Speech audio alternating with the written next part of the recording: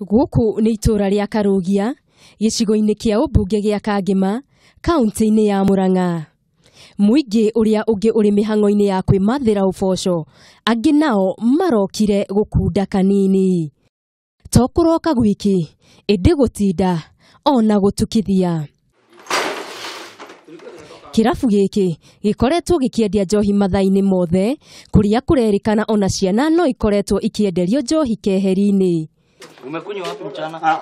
Anyui na endia nao nĩ marekorire haceke kũrĩa makĩria ma andũ 6 maraikirio ngono. Tukafahamishwa kwamba na wananchi wazuri ya kwamba hapa kuna watu ambao wanauza pombe masaa ambayo hayajafika.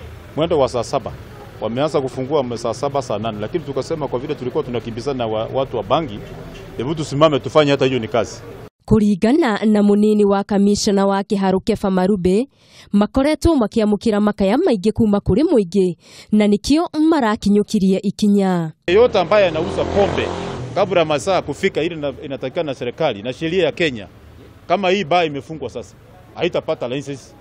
Baa yote ambayo inaenda kinyume ya sheria za pombe inafutiliwa mbali license yake.